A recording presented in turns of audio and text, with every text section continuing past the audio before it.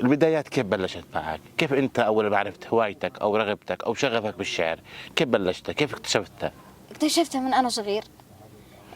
كان خالي شاعر كبير، قدم قصيدة للملك، وقال فيها: نزف الوريد وسطرت قطراته، عاش المليك من دون ماء إملائي، فلكل شبر من بلادي حبه شماله وجنوبه بلا الاستثناء، يبنى المكارم كلها وجميعها موروثة يا سيدي من سالف الآباء، والجيش سيفك تستطل بتاجكم، فأمر فأمرك فخصومنا أشلائي.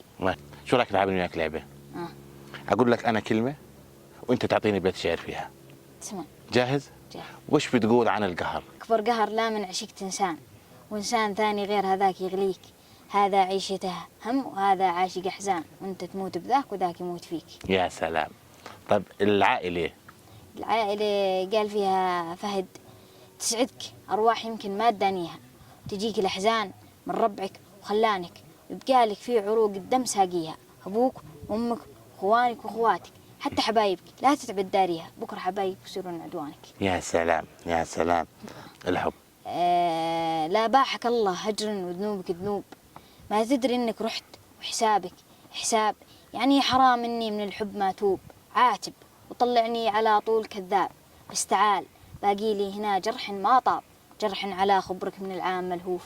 قلبك أخضر يا شيخ، قلبك أخضر. صح لسانك، صح لسانك، ما شاء الله ما شاء الله. نتحدث عن هذا بيت الشعر هيك بشكل مختصر، نعرف الجماهير نعرف الناس شو هذا بيت الشعر. بيت الشعر بعلمك عن الكرم والجود والطيب والشجاعة، ففيها أبيات وقال فيها: وبيت مروبع للرجاجيل مدهال ودلال على جمر الغضا مستديرة، وجيب جديد للثقيلات حمال أبو شنب يخوك محلى صفيرة.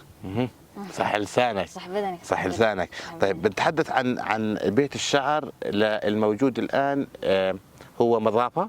صحيح. لمين؟ مضاف العيال عبد الله بن مطلق. العيال عبد الله بن مطلق. طيب خلينا نعرف الجماهير مين هو عبد الله بن مطلق. والنعم. طيب خلينا نعرف الجماهير مين هو عبد الله بن مطلق الشمايلي والنعم.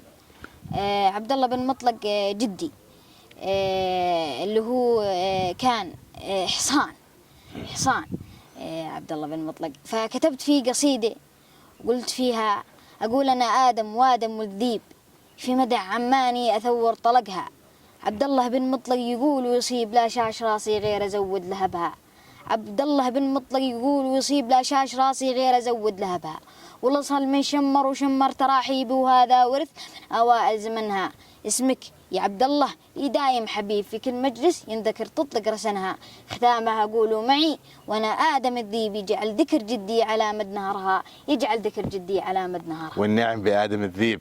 والنعم. وبتكتب أنت. صحيح. وهذا الكلام من كتاباتك. أنا كتبتها. نعم.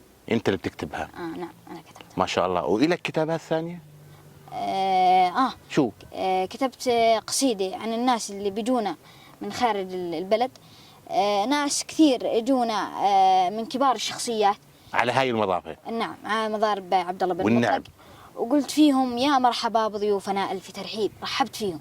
يا مرحبا بضيوفنا ألف ترحيب، ترحيبة فيها الفخر والعزيمة، من سابق الأيام حنها للطيب، والطيب زرع طيب بقدر وشيمة، على الكرم والعود الأزرق ناجيب، جمعكم يا الربع تراها عظيمة، يقولها آدم وآدم والذيب، أبيات بانيها بنية سليمة، وختامها يا عالم الشك والريب، صلوا على المختار ولم نديمة. نعم. اللهم صل على سيدنا محمد. آدم أنا يعني بحس إنك بتحب الذيب. صحيح.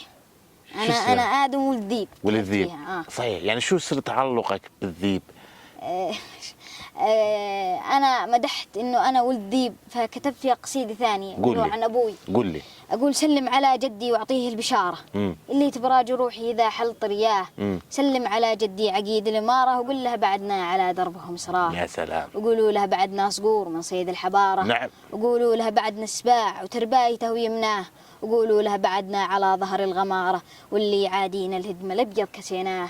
يا جدي يا جدي تعبنا قلوب العذارة، ودرب المراجل يا جدي كله ختمناه، وانا ولد من يكرم الضيف. نعم. وانا حفيد اللي عبد الله اللي هو جدي، وانا حفيد اللي عبد الله من لا يهاب المنايا اللي هو ابوي، وقلت فيها انا ولد ذيب.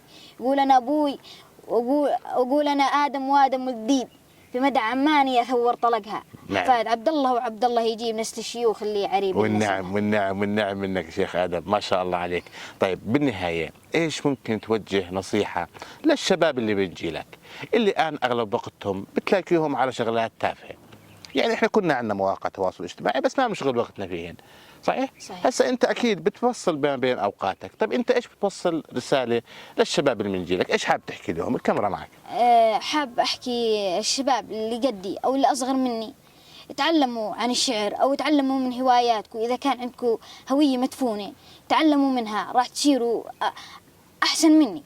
إذا أنتم شعراء أنتم راح تصيروا أحسن مني إن شاء الله. وأنا أنا أنا اكتشفت من هوايتي من أنا وصغير، عمري 5 سنين.